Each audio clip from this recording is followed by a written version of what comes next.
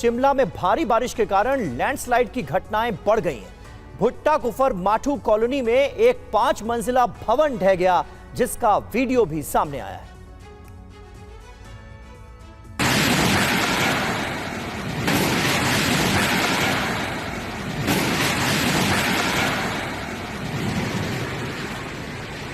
शिमला के भट्टा कुफर माठू कॉलोनी में ये इमारत चंद सेकंड में जमींदोज हो गई।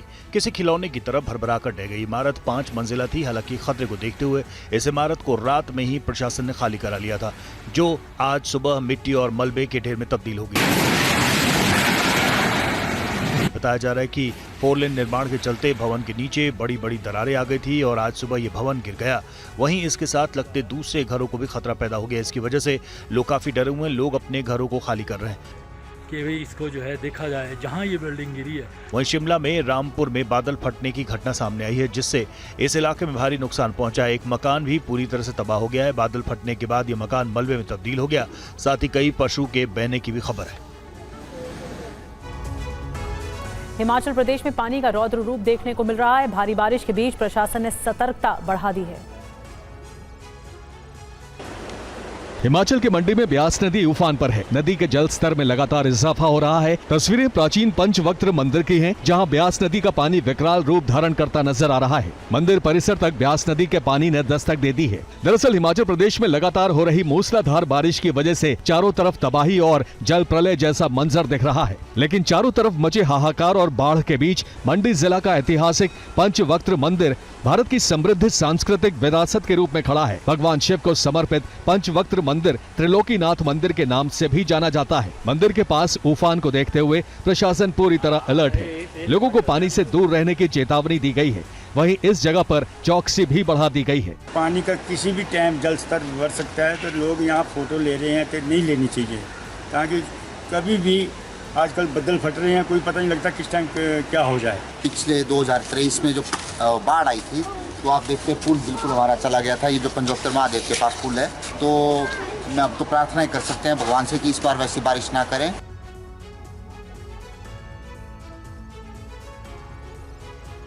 खबर झारखंड से। झारखंड के जमशेदपुर में 162 स्कूली बच्चे बाढ़ में फंस गए। पूरी रात बच्चों को स्कूल की छत पर बितानी पड़ी। सुबह रेस्क्यू कर सभी बच्चों को सुरक्षित बाहर निकाला गया।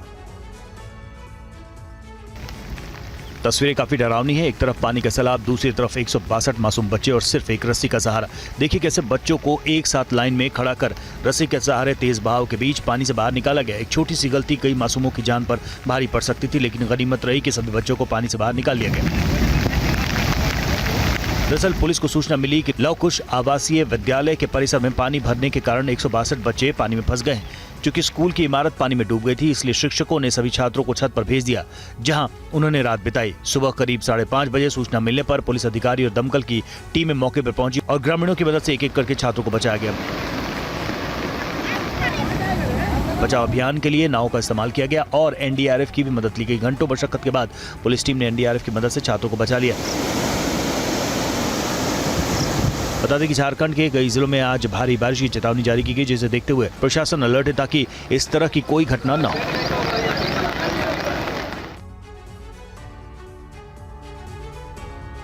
और वहीं झारखंड में पूर्वी सिंहभूम जिले के डुमरिया प्रखंड से एक दिल दहला देने वाला वीडियो सामने आया है, जिसमें शंख नदी के तेज बहाव के बीच एक युवक पेड़ के सहारे जिंदगी से जद्दोजहद करता नजर आ रहा है।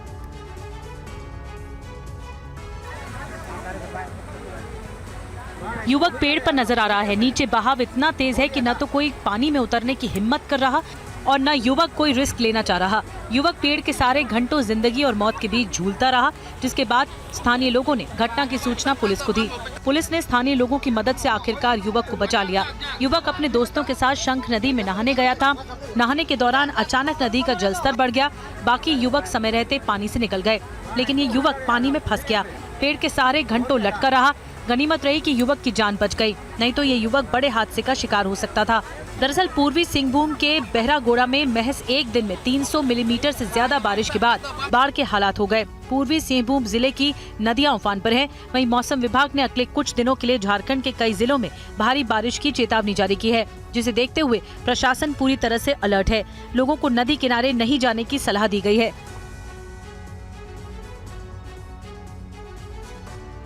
और उत्तराखंड में लगातार भारी बारिश के साथ बादल फटने की घटनाएं सामने आ रही हैं, जिससे बड़े नुकसान की भी खबरें हैं। उत्तरकाशी में एक वाहन चालक बाल बाल बचा।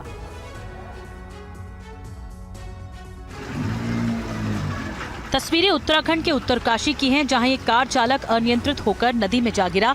गनीमत रही कि समय रहते कार चालक कार की छत पर चढ़ने में कामयाब रहा, जिसके बाद रेस्क्यू कर इस शख्स को पानी से बाहर निकाला गया। दरअसल कल शाम मोरी विकासखंड के लिवाड़ी फिताड़ी सड़क से एक वाहन रूपिन नदी में जा गिरा। वाहन में सिर्फ चालक ही सवार था, जो वाहन के नदी में गिरते ही वाहन की छत पर बैठ गया। इसके बाद स्थानीय लोगों ने रस्सी फेंककर नदी के बीच फंसे चालक का सकुशल रेस्क्यू किया। इस पूरे मामले पर उत्तरकाशी के जिलाधिकारी प्रशांत आर्य का कहना है कि घटना की सूचना मिलते ही एसडीआरएफ समेत पुलिस की टीम को मौके के लिए रवाना कर दिया गया है। हालांकि टीम के पहुंचने से पहले ही स्थानीय लोगों ने रस्सी के सहारे चालक का रेस्क्यू कर लिया। चालक सही सलामत है, वहीं वाहन को रस्सी से बांधकर नदी में बहने से रोका गया। वहीं कई जगहों पर बादल फटने से उत्तराखंड में जल तांडव देखने को मिल रहा है। इन तस्वीरों से ही अंदाजा लगाया जा सकता है कि स्थिति कितनी गंभीर है।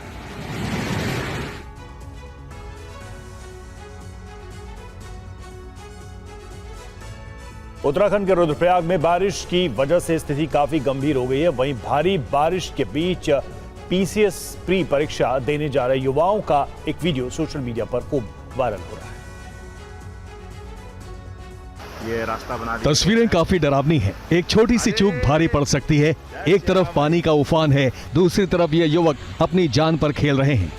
यहाँ स्थिति इतनी विकराल हो गई है कि पीसीएस प्री परीक्षा देने जा रहे युवाओं को बरसाती नाला पार करने के लिए अपनी जान को हथेली पर रखना पड़ा। वहीं ग्रामीणों ने युवाओं के उफनते नाले को पार करने का वीडियो बनाकर सोशल मीडिया पर वायरल कर दिया। दरअसल विकासखंड जखोली में नाला के उफान पर आने से पौंठी मुनियाघर के बीच बना मोटर पुल ध्वस्त हो गया है, जिससे बांगरपट्टी के करीब 2 दर्जन गांवों का संपर्क टूट गया है। साथ ही कई गांवों में जमीन धंसने की भी सूचना मिल रही है। लगातार हो रही मूसलाधार बारिश के चलते ग्रामीण जनजीवन अस्त व्यस्त हो गया है। वहीं ये तस्वीरें रुद्रप्रयाग के दूसरे इलाके की हैं, जहां सड़कों पर कुछ इस तरह का मंजर नजर आ रहा है। सड़कों पर कई फीट पानी नजर आ रहा है। जल भराव के बीच लोग आने जाने के लिए मजबूर हैं। रुद्रप्रयाग में अगले कुछ दिनों तक भारी बारिश की चेतावनी जारी की गई है, जिसे देखते हुए 4 धाम यात्रा कल ही रोक दी गई थी।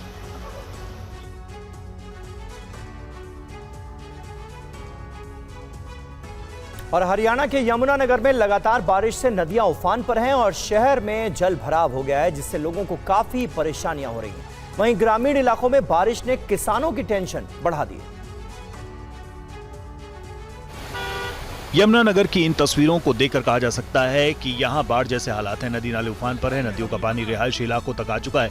खेत खलिहान डूब चुके हैं, खड़ी फसलें बर्बाद हो चुकी हैं, जिससे किसान परेशान हैं। किसानों को भारी बारिश की कीमत चुकानी पड़ रही है, क्योंकि उनकी मेहनत पर पानी फिर गया है। अगर देखें तो यमुनानगर में पिछले 4 दिनों से लगातार बारिश हो रही है, जिससे सोम और पथराला नदी उफान पर है। बरसातों के बारे में क्या कहें जी, जून के महीने में तो इतना कभी बरसात देखी नहीं पालो, जितनी बरसात अब की बार रहेगी। और अब की बार तो देख लो भी सारे ने पानी पानी रहा ना, धान लगन दिए जोन से लगा दिए थे, उनकी उम्मीद नहीं है। और अगर जोन से रह रहे खाली उनमें भी नहीं उम्मीद है, अभी उनमें पेड़ा लग जाएगा जी। बजी आसपास क्या सैकड़ों किलो का तो हमारे आसपास ही लगा लो, यही नजदीक ही बुरा ले रहा जी। दरअसल हरियाणा में मानसून पूरी तरह से एक्टिव हो गया है। मौसम विभाग ने आज 30 जून को पूरे हरियाणा में बारिश का अलर्ट जारी किया है। अब देखिए तस्वीरें, ये तस्वीर यमुनानगर के शहरी इलाकों की है।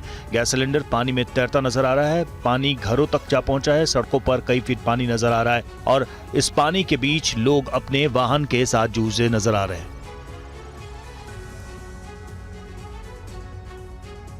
और खबर गया से है। गया के वाटरफॉल में तबाही का मंजर देखने को मिला। अचानक से झरने में पानी बढ़ने से 3 लोग बह गए। हालांकि रेस्क्यू कर लोगों की जान बचा ली गई। तो गया से कुछ तस्वीरें सामने आ रही हैं। वाटरफॉल में तबाही का मंजर देखने को मिला है। आसपास कई पर्यटक घूमने आए हुए थे और वाटरफॉल के पास में थे। अचानक से देखिए कैसे पानी का जलस्तर बढ़ता है, लोग गिर जाते हैं और बहने लग जाते हैं। समय रहते सभी को बचा लिया गया। लोग पानी के बीचों बीच पत्थरों पर खड़े हुए थे और उसके बाद अचानक से झरने का पानी जैसे ही बढ़ा, वैसे ही लोगों के लिए एक मुसीबत खड़ी हो गई। लोग बहने लग गए, अपने आप को संभालने लग गए और समय रहते इन सभी को रेस्क्यू कर लिया गया।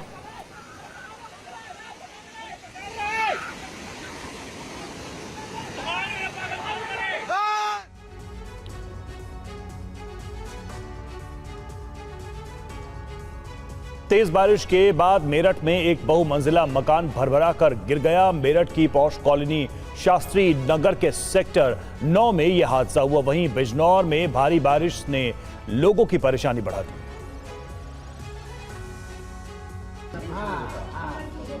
उत्तर प्रदेश के मेरठ से दर्दनाक हादसा सामने आया है। यहाँ शास्त्री नगर सेक्टर 9 में रविवार को बारिश के कारण 2 मंजिला मकान भरभरा कर गिर गया। मकान गढ़ रोड स्थित बैंक कॉलोनी निवासी मोहित जैन का था, जिसमें स्कूल ड्रेस बनाने का काम किया जा रहा था। हादसे के समय फैक्ट्री में 2 मजदूरों की ड्यूटी लगी थी। हादसे के बाद दोनों मजदूरों का कोई पता नहीं चल पाया। पुलिस मामले की जांच कर रही है। दरअसल रविवार को दिन भर की बारिश के कारण इलाके में जलभराव हो गया था।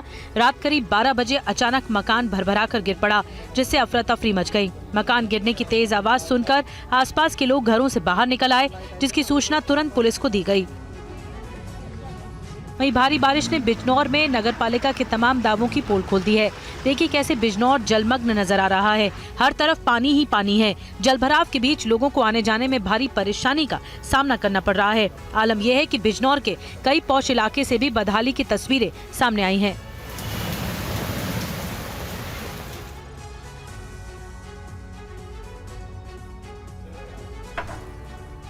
और उत्तर प्रदेश के लखीमपुर खीरी में भारी बारिश के चलते शारदा नदी उफान पर है, जिससे पलिया कस्बे के पास रेलवे लाइन के पुल के नीचे तेज बहाव से रिसाव शुरू हो गया है।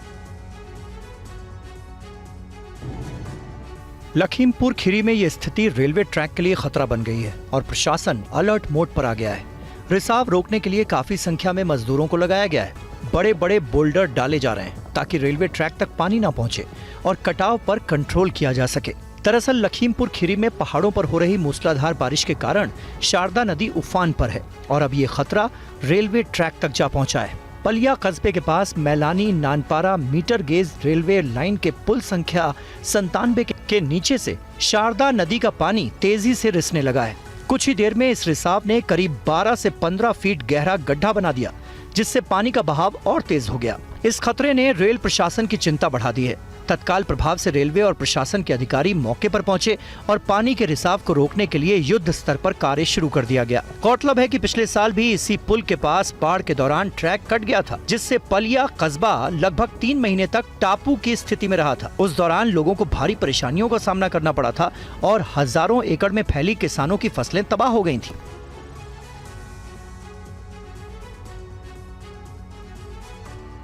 और बाढ़ बारिश की मार न सिर्फ इंसानों को झेलनी पड़ रही है, बल्कि बेजुबानों को भी बाढ़ बारिश से भारी परेशानी का सामना करना पड़ रहा है। ऐसी एक तस्वीर राजस्थान के जालौर से सामने आई है। तस्वीरें राजस्थान के जालौर की हैं, जहां पानी का तांडव देखने को मिल रहा है। तेज बारिश के बाद कई इलाके जलमग्न नजर आ रहे हैं। जलभराव के बीच काफी संख्या में ये भेड़ बकरियां पानी में फंस गईं, जिसके बाद स्थानीय लोगों ने मदद का हाथ बढ़ाया। जिनकी भेड़ बकरियां पानी में फंस गई थी, उन्हें मदद पहुंचाकर बाहर निकाला गया। इसके बाद किसानों ने राहत की सांस ली। दरअसल किसान अपनी भेड़ बकरियां चराने के लिए खेत गए थे, लेकिन अचानक इस इलाके में बहने वाली खारी नदी का जल स्तर बढ़ गया और पानी खेतों तक आ पहुंचा, जिसकी वजह से ये भेड़ बकरियां पानी में फंस गईं। बता दें कि मौसम विभाग ने राजस्थान के कई जिलों में भारी बारिश का अलर्ट जारी किया है। तेज बारिश के कारण पाली में कई जगह बरसाती नदियां उफान मारने लगी। अलवर के बानसूर, बहरोड़, नीमराणा समेत कई इलाकों में सड़कों पर 1 से 1.5 फीट तक पानी भर गया।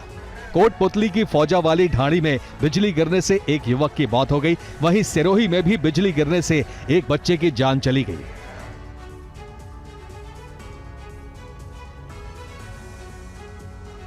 प्रयागराज में पुलिस ने बड़ी आतंकी साजिश का पर्दाफाश किया है।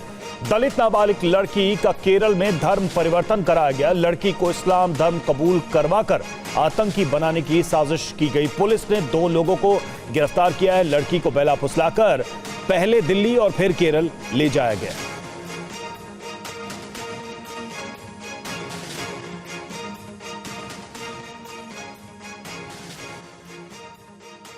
नाबालिग लड़की को जबरन धर्म परिवर्तन कराने के उद्देश्य से पहला फुसलाकर वह प्रलोभन देके घर से लेकर गई, जिसमें उसका साथ मोहम्मद कैफ निवासी फूलपुर ने दिया, जो उनको मोटरसाइकिल से प्रयागराज जंक्शन तक छोड़ने गया। इस दौरान कैफ ने पीड़िता के साथ छेड़खानी की भी घटना की थी। प्रयागराज जंक्शन से दरकशा बानो नाबालिग लड़की को अपने साथ दिल्ली लेकर गई, फिर वहां से केरल में त्रिशूर तक लेके गई। इस संबंध में पीड़िता द्वारा आरोप लगाया गया है कि केरल में दरकशा बानो द्वारा उसको वहां कुछ संदिग्ध लोगों से मिलवाया गया, जिन्होंने उसको पहले पैसों का प्रलोभन दिया, बाद में जबरन धर्म परिवर्तन करवाया और वहां रुककर जिहाद के लिए सिखलाई का दबाव बनाया।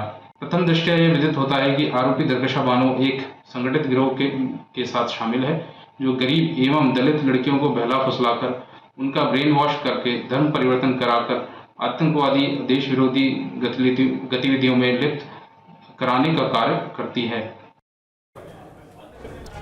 तो देखिए, कुल मिलाकर चौंकाने वाली जानकारियां पुलिस इन्वेस्टिगेशन में इस मामले को लेकर सामने आई हैं। प्रयागराज में आतंकी मॉड्यूल का पर्दाफाश हुआ है। पुलिस ने क्या दावा किया है ये देखिए। पहले दलित नाबालिग लड़की का ब्रेन वॉश किया गया, फिर लड़की को आतंकी मॉड्यूल में शामिल किया गया, लड़की को धर्म परिवर्तन के लिए ले जाया गया केरल। लड़की की महिला दोस्त उसे केरल लेकर गई थी। धर्म परिवर्तन के बदले पैसे के लालच दिए जाने की बात भी सामने आई है। धर्म परिवर्तन करवाने के बाद आतंकी बनाने की प्लानिंग थी। केरल में लड़की की संदिग्ध लोगों से मुलाकात भी हुई थी। नाबालिग के ऊपर जिहाद का दबाव बनाया गया। लड़की की मां को जान से मारने की धमकी दी गई। लड़की को प्रयागराज पुलिस ने मां के सुपुर्द कर दिया है। पूरे मामले में 2 लोगों को गिरफ्तार किया गया है और एक की तलाश जारी है।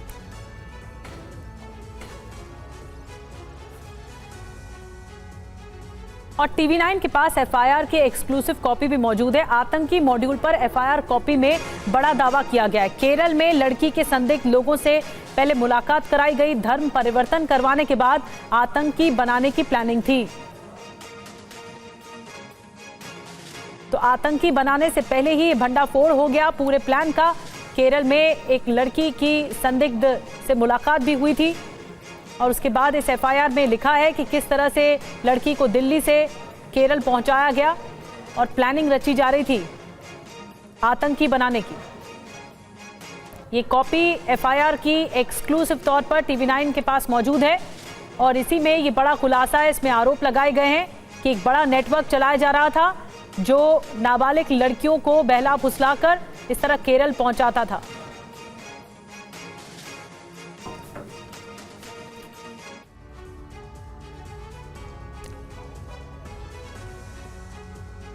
लखनऊ में एक घर में 3 लोगों के शव मिलने से सनसनी फैल गई। घटनास्थल से एक सुसाइड नोट भी मिला है। ये उन 3 लोगों की तस्वीरें हैं जिनके शव पुलिस ने लखनऊ के इस घर से बरामद किए हैं। मरने वालों में 48 वर्षीय शोभित रस्तोगी, उनकी पत्नी सुचिता रस्तोगी और 16 साल की बेटी ख्याति रस्तोगी शामिल है। हालांकि उसे लेकर कोई जानकारी नहीं दी गई है। शुरुआती जांच के बाद पुलिस ने बताया है कि तीनों ने जहर खाया है। यहाँ पर शोभित रस्तोगी, उनकी पत्नी और उनकी एक बेटी जो नाबालिग है, तीनों ने जहर खा लिया है और उनको ट्रामा ले जाते समय उनकी मृत्यु हो गई है। क्या कारण है जहर खाने का, कुछ स्पष्ट हुआ अभी फील्ड यूनिट को बुलाया गया है। तत्काल अभी कोई कारण इनके परिजन नहीं बता पा रहे हैं। अशरफाबाद इलाके में 3 लोगों की सुसाइड की इस घटना के बाद सन्नाटा है। घटना के कारणों की तफ्तीश जारी है। बताया जाता है कि शोभित रस्तोगी कपड़ा व्यापारी थे। राजाजीपुरम में कपड़े के बड़े व्यापारी के रूप में वो जाने जाते थे। फिलहाल मौके पर फॉरेंसिक की फील्ड यूनिट को जांच के लिए बुलाया गया है। साक्ष्य जुटाए जा रहे हैं।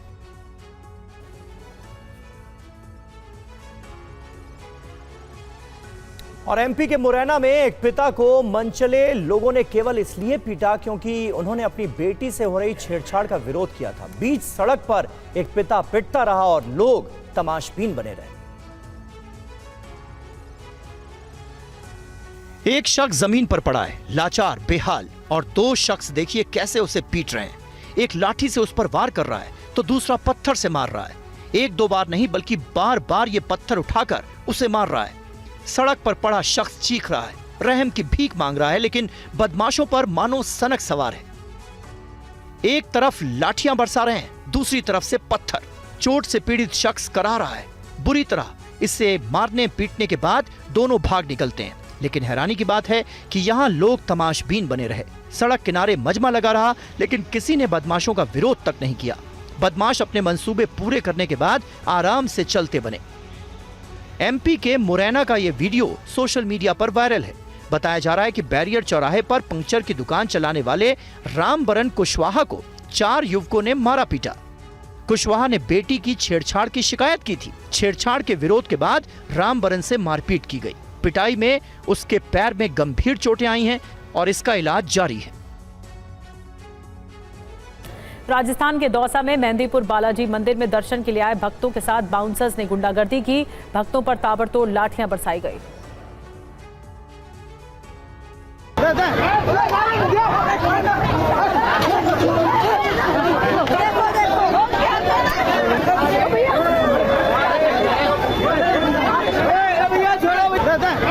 गुंडागर्दी की तस्वीरें राजस्थान के दौसा की हैं, जहां मेहंदीपुर बालाजी मंदिर में दर्शन के लिए गए भक्तों पर लाठियों की बरसात की जा रही है। महिलाओं और पुरुषों के साथ मारपीट की गई। लाठी भांज रहा ये कोई और नहीं बल्कि मेहंदीपुर बालाजी मंदिर ट्रस्ट का बाउंसर है। ये बाउंसर गुंडों की तरह भक्तों के साथ मारपीट कर रहे हैं। भक्त गुहार लगा रहे हैं, लेकिन मंदिर ट्रस्ट के बाउंसर लाठियां बरसा रहे हैं। मंदिर परिसर में लोग चीखते चिल्लाते रहे, लेकिन मंदिर प्रशासन मौन बना रहा। भक्त बालाजी के दर्शन करने के लिए आए थे, तभी बाउंसर्स के साथ विवाद हुआ और बात मारपीट तक पहुंच गई।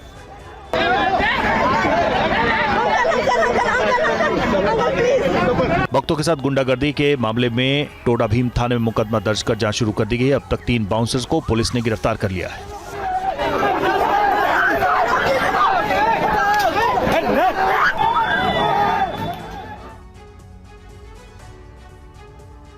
और अब खबर जबलपुर से। एक महिला कथावाचक को जाति के आधार पर कथा करने से रोका गया।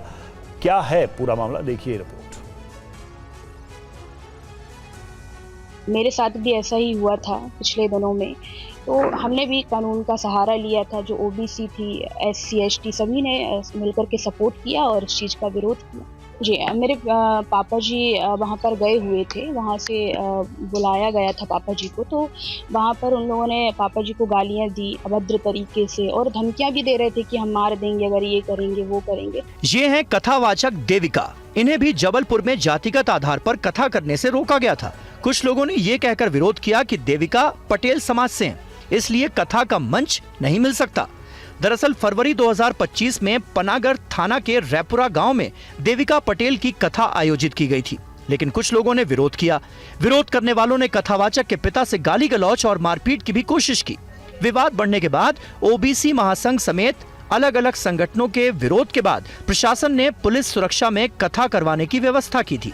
अब देविका किशोरी ने इटावा के मुकुटमणि यादव के समर्थन में आवाज उठाई है। उन्होंने इटावा की घटना को बेहद दुर्भाग्यपूर्ण बताया है।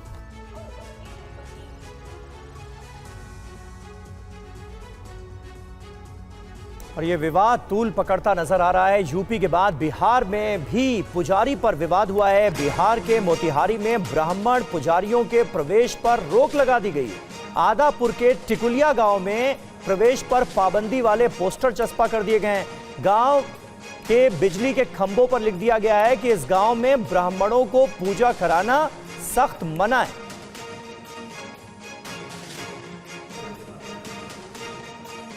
तो ये देखिए किस तरह के पोस्टर्स चस्पा कर दिए गए हैं और ब्राह्मणों से पूजा कराने पर दंड की चेतावनी दी गई है। बिहार के मोतिहारी की यह खबर है, जहां ब्राह्मणों का विरोध शुरू हो गया है। आदापुर के टिकुलिया गांव में ब्राह्मणों के घुसने पर रोक लगा दी गई है और इस आदेश को लेकर ये पोस्टर्स चस्पा कर दिए गए हैं जगह जगह।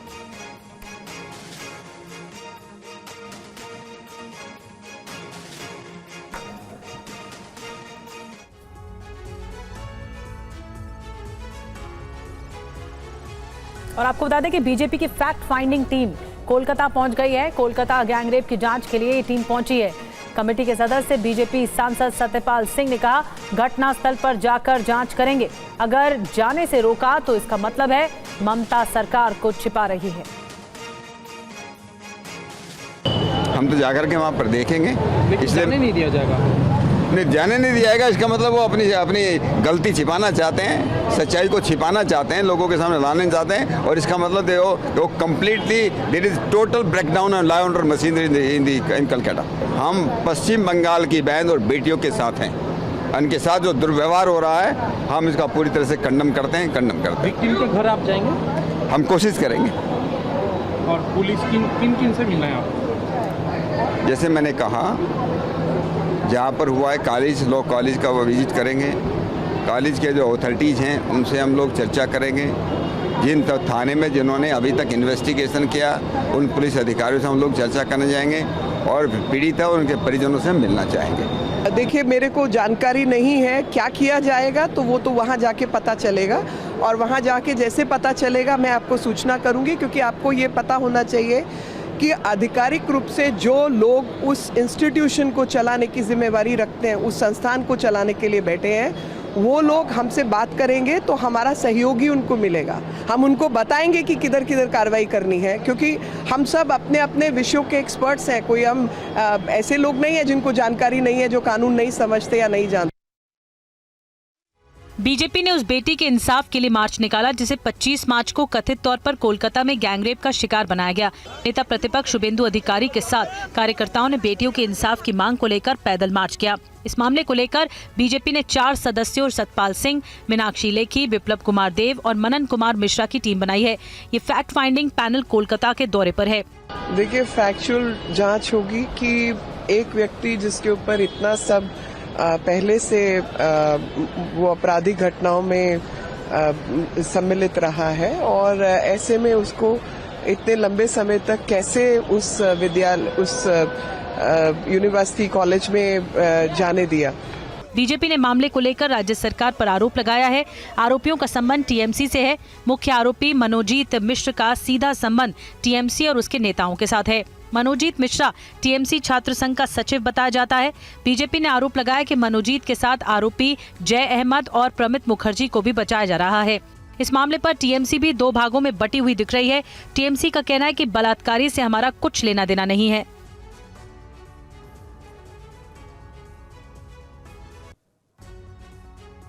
और बीजेपी डेलीगेशन से नहीं मिलेंगे कोलकाता पुलिस कमिश्नर। बीजेपी के मेल पर कोलकाता कमिश्नर ने कहा, पुलिस कमिश्नर ने व्यस्त होने का दिया हवाला। बीजेपी कमेटी से मिलना संभव नहीं, ये कहा है कमिश्नर।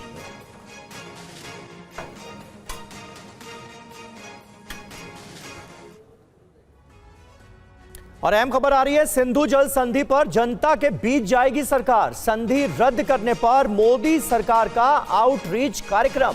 संधि रद्द करने की वजह जनता को बताएगी सरकार। संधि रद्द करने से भारत को होने वाले फायदे के बारे में भी आम लोगों को बताया जाएगा। उत्तर भारत के राज्यों को किया जाएगा फोकस। इस आउटरीच प्रोग्राम के जरिए जम्मू कश्मीर, राजस्थान, पंजाब, हरियाणा जैसे राज्यों को होने वाले फायदे के बारे में भी बताया जाएगा। कई वरिष्ठ केंद्रीय मंत्रियों को इसकी जिम्मेदारी दी गई। तो देखिए, ये अहम जानकारी सामने आ रही है। ऑपरेशन सिंदूर को अंजाम दिए जाने से पहले सिंधु जल संधि को लेकर जो सरकार ने बड़ा फैसला लिया था और पाकिस्तान को एक बड़ा झटका दिया गया था, उससे हिंदुस्तान को क्या फायदा हुआ है, इस प्रोग्राम के जरिए उसे जन जन तक पहुंचाने की तैयारी की जा रही है। आनंद पांडे हमारे संवाददाता इस वक्त हमारे साथ जुड़ गए हैं। आनंद, कैसे और किस तरीके से इस आउटरीच प्रोग्राम को आगे बढ़ाने की तैयारी में है बीजेपी? जी बिल्कुल, सरकार के स्तर पर तय हुआ है कि केंद्रीय कृषि मंत्री शिवराज सिंह चौहान, केंद्रीय जल शक्ति मंत्री CR पाटिल और साथ ही साथ भूपेंद्र यादव जो कि पर्यावरण मंत्री है, इन तीनों लोगों की एक कमेटी बनाई गई है जो इस मामले को लेकर पूरे आउटरीच प्रोग्राम को देखेंगे।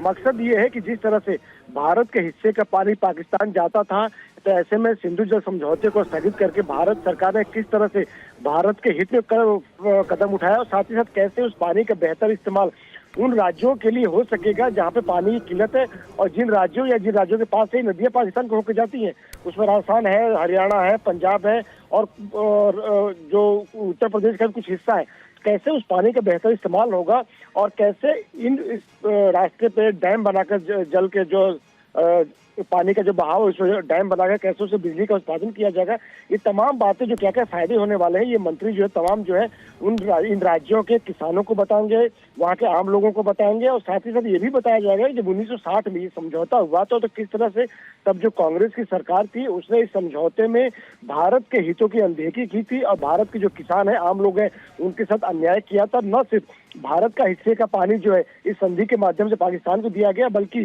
कई लाख पाउंड का जो पैसा है वो भी संधि के तहत पाकिस्तान को दिया गया। ये तमाम बातें उन किसानों को बताई जाएगी, आम लोगों को बताई जाएगी और सरकार दरअसल ये चाहती है कि ये जो आवाज है ये भारत सरकार का फैसला न दिखे, बल्कि एक आवाज जो किसानों के बीच से है, आम आदमी के बीच से है कि भारत सरकार ने जो ये फैसला किया है बिल्कुल सही है और इस फैसले पे पुनर्विचार नहीं करना चाहिए। शुक्रिया आनंद आपका इस जानकारी के लिए। और महाराष्ट्र विधानसभा के मॉनसून सत्र के पहले दिन विपक्षी नेताओं ने भाषा विवाद को लेकर नारेबाजी की। अपने हाथों में मराठी भाषा अभिमान की तख्तियां लेकर विपक्षी नेताओं ने प्रदर्शन किया है और सरकार के खिलाफ नारेबाजी की है। महाराष्ट्र में आज से मानसून सत्र की शुरुआत हो चुकी है। सत्र के पहले दिन आप इस वक्त देखिए तस्वीरों में आप आदित्य ठाकरे हों या जितेंद्र आव्हाड हों, जयंत पाटिल, तमाम विपक्षी जो नेता हैं वो इस वक्त हाथों में तख्तियां लेकर और ये दिखाने की कोशिश कर रहे हैं कि जिस तरह से मराठी भाषा को लेकर जो इन्होंने जंग छिड़ी थी उसमें उन्हें जीत मिल गई है और जिस तरह से कल महाराष्ट्र सरकार ने जो एक बैकफुट पर आए GR को रद्द कर दिया, उसी के बाद अब मराठी एकजुटता को लेकर यहाँ पर देखिए नारेबाजी की जा रही है और विधान भवन की जो ये सीढ़ियाँ हैं उस पर विरोध हम कह सकते हैं कि ये जताने की कोशिश की जा रही है कि हमारी एकजुटता है, सरकार को अपना फैसला बदलना पड़ेगा। मराठी अस्मिता की लड़ाई को लेकर पिछले कुछ दिनों से ये राजनीति जो है महाराष्ट्र में गर्म थी। सरकार के फैसले के खिलाफ ठाकरे परिवार जो है वो एकजुट हो चुका था और 5 तारीख को मुंबई की सड़कों पर वो विरोध प्रदर्शन करने उतर रहा था, जिसमें तमाम विपक्षी दलों को भी आह्वान किया गया था। और इस वक्त देखिए तस्वीरों में कि तमाम जो विपक्षी दल हैं सरकार के फैसला GR रद्द करने के बाद अब यहाँ पर खुशी मनाते दिखाई दे रहे हैं कि मराठी अस्मिता एकजुट है और इसी वजह से सरकार को झुकना पड़ा। कैमरामैन सुभाष दाम के साथ शुभम पांडे, TV9 भारतवर्ष, मुंबई।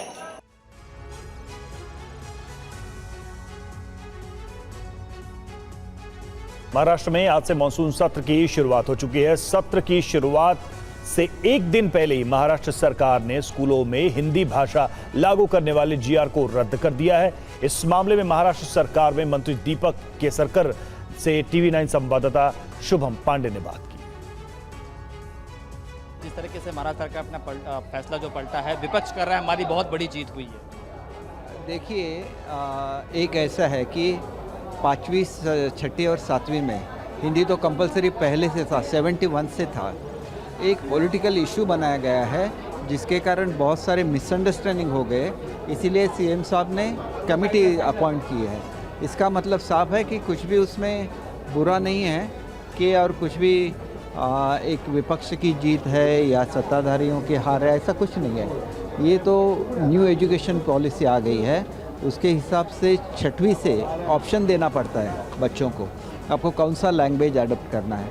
तो अगर आप 5वीं, 6वीं, 7वीं में अगर कंपलसरी रहता तो ये ऑप्शन नहीं मिलता, तो इसीलिए ये चेंज हुआ था। इसके बारे में कुछ मिसअंडरस्टैंडिंग है तो वो कमेटी का जब ये चलेगा तो वो दूर हो जाएगा। शिवसेना यूपी टिकरी के राज और उद्धव ठाकरे साथ आने वाले थे, इस वजह से भी फैसला रद्द किया गया, कहीं वो गठबंधन न हो जाए, इनका फ़ायदा नुकसान बीजेपी और ऐसा बिल्कुल नहीं है। वो एक फैमिली है तो उनको जो भी निर्णय लेना है वो लेने के लिए उनको पूरा हक है, तो मुझे ऐसे नहीं लगता कि ये सही।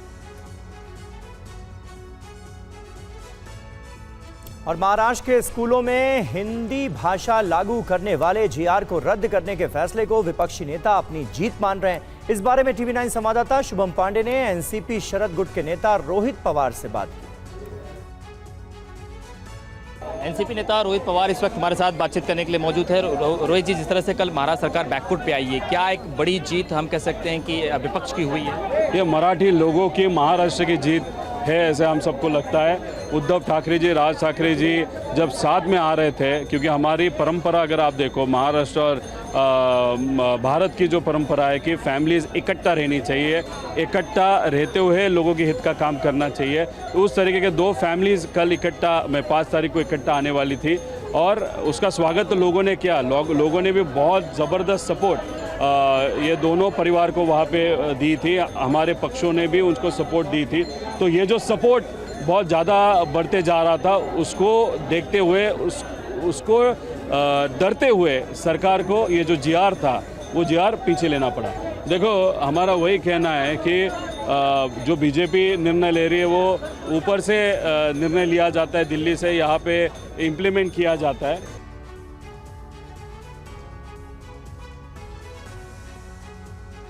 और तेजस्वी यादव के वक्फ संशोधन कानून को कूड़ेदान में फेंकने वाले बयान पर बीजेपी ने पलटवार किया। सुधांशु त्रिवेदी ने कहा कि तेजस्वी सिर्फ वोट बैंक की राजनीति के लिए संसद से पारित कानून को फेंकने की बात कर रहे हैं।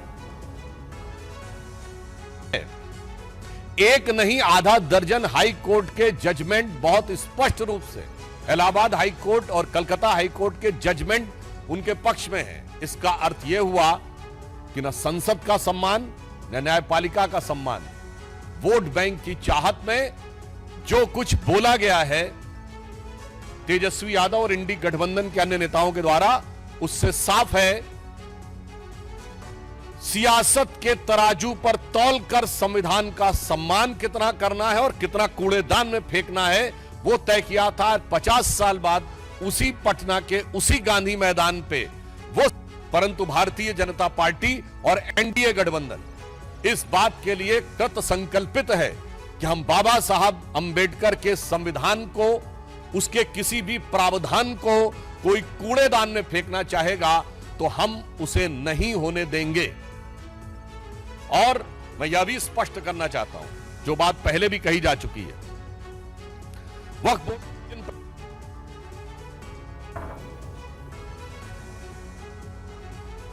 अभिनेत्री शेफाली जारीवाला की मौत कैसे हुई, इसे लेकर पुलिस आज पोस्टमार्टम रिपोर्ट जारी कर सकती है। इस केस में अब तक 14 लोगों के बयान दर्ज किए गए। शेफाली जारीवाला की मौत की गुत्थी सुलझाने में मुंबई पुलिस जुटी है। अंबोली थाने की पुलिस की 2 टीमें जांच में जुटी हैं। इस बीच कूपर अस्पताल में शेफाली के पोस्टमार्टम का वीडियो शूट किया गया, जिसकी रिपोर्ट आज सामने आ सकती है। 5 डॉक्टर्स की टीम शेफाली की पोस्टमार्टम रिपोर्ट तैयार कर रही है। शुरुआती जांच में फूड पॉइजनिंग से शेफाली की मौत की आशंका जताई जा रही थी।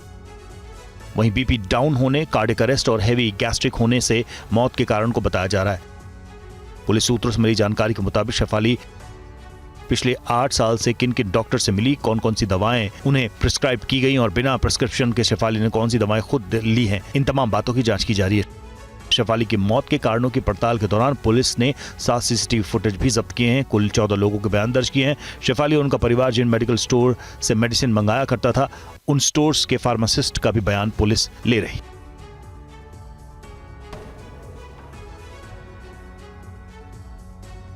और महाराष्ट्र के अहिल्यानगर में नकली नोट छापने वाले एक गैंग का भांडाफोड़ किया गया है। इस मामले में पुलिस ने गैंग के 3 सदस्यों को गिरफ्तार किया है।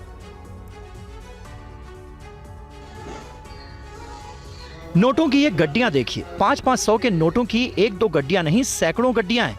ये नोट कई कार्टन भरकर रखे गए। नकली नोटों को छापने वाले गैंग के अड्डे का वीडियो है ये। अब ये देखिए नोट छापने वाली मशीन। पुलिस ने इसे खोला तो उसके अंदर भी कई नोट बाहर निकलने के लिए तैयार थे। पुलिस को ये कामयाबी अहिल्यानगर में मिली। बताया जा रहा है कि अहिल्यानगर के राहुरी में नकली नोटों की सप्लाई लेने आए 3 लोगों पर संदेह हुआ, जिन्हें गिरफ्तार किया गया। प्रतीक पवार, राजेंद्र चौगुले और तात्या विश्वनाथ हजारे के नाम के इन अपराधियों की जब तलाशी ली गई तो उनके बैग में नकली नोट बरामद हुए। उनकी निशानदेही पर सोलापुर के टेम्भुर्नी में एक घर पर छापा मारा गया, जहां से नकली नोटों की सप्लाई हो रही थी। पुलिस ने यहां से 66 लाख रुपए के नकली नोट समेत कई मशीनें भी जब्त की हैं। पुलिस अब जांच में जुटी है कि आखिर इस गिरोह ने कितनी राशि बाजार में भेजी है। इस गैंग में और कौन कौन लोग शामिल हैं।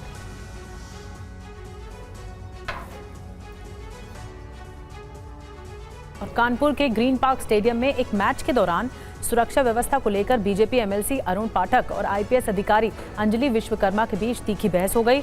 एडीसीपी अंजलि ने एसीपी को रोकते हुए कहा कि वो एमएलसी को डील कर चुकी हैं।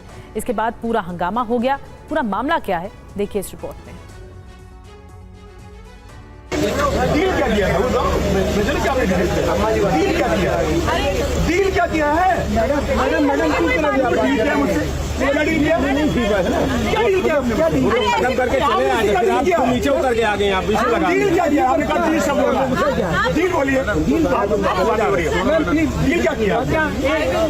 अरे डील क्या किया है? ये मैं डील पूछ रहा हूँ। आपने मुझसे कहा कि आपने डील बताइए ना मैम।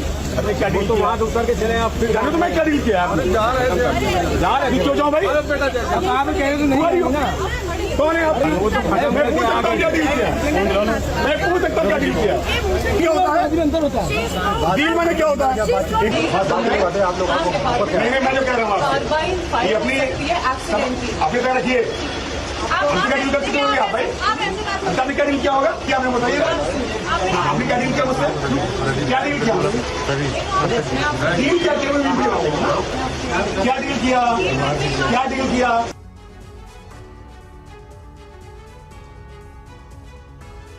जबलपुर के डुमना एयरपोर्ट को बम से उड़ाने की धमकी अफवाह निकली, लेकिन धमकी के बाद घंटों पुलिस की सांसें अटकी रही। बम स्क्वाड की टीम सर्च ऑपरेशन में जुटी है। सुरक्षा बढ़ा दी गई है। आने जाने वालों पर पाबंदी लगा दी गई है। ये तस्वीर जबलपुर के डुमना एयरपोर्ट की है, जहां आज सुबह उस समय हड़कंप मच गया जब डुमना एयरपोर्ट को बम से उड़ाने की धमकी मिली। एयरपोर्ट प्रबंधन को रविवार को ईमेल के जरिए ये धमकी दी गई थी। धमकी के बाद एयरपोर्ट प्रबंधन अलर्ट हो गया और पुलिस को खबर की। एहतियातन एयरपोर्ट टर्मिनल को खाली कराया गया और सर्च अभियान शुरू किया गया। इस काम में बम स्क्वाड की टीम के साथ पुलिस भी जुटी रही। करीब 3 घंटों तक सर्च ऑपरेशन चलता रहा। चप्पे चप्पे की छानबीन की गई, लेकिन कहीं भी कोई भी संदिग्ध वस्तु नहीं मिली। पुलिस के मुताबिक एयरपोर्ट को उड़ाने की धमकी फर्जी निकली। बहरहाल इस धमकी के बाद एयरपोर्ट की सुरक्षा पर खास ध्यान दिया जा रहा है। खमरिया थाना क्षेत्र की पुलिस चौकसी बरत रही है। पुलिस धमकी देने वाले शख्स की तलाश कर रही है। बताया जाता है कि जबलपुर ही नहीं, देश के 40 एयरपोर्ट को ऐसे धमकी भरे ईमेल भेजे गए थे।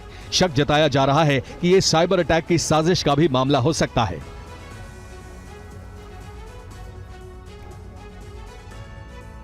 और अमरनाथ यात्रा के लिए जम्मू से पहला जत्था 2 जुलाई को रवाना होगा। देश के कोने कोने से श्रद्धालु जम्मू पहुंच रहे हैं।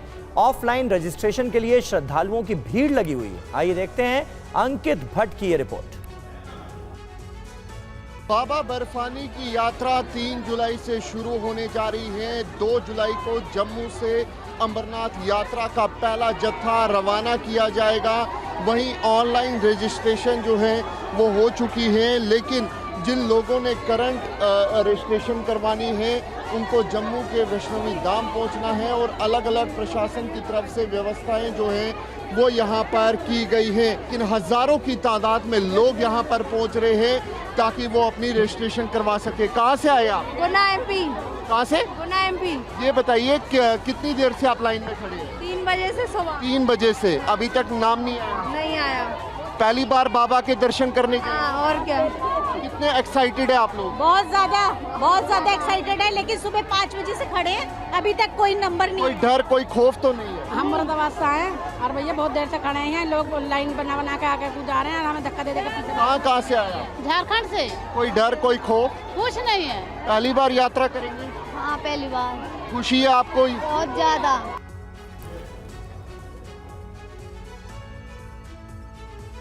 खबर राजस्थान से। राजस्थान के डीग में 1700 साल पुराने शहर के अवशेष मिले हैं। एक नर कंकाल भी मिला है जिसकी जांच की जा रही है।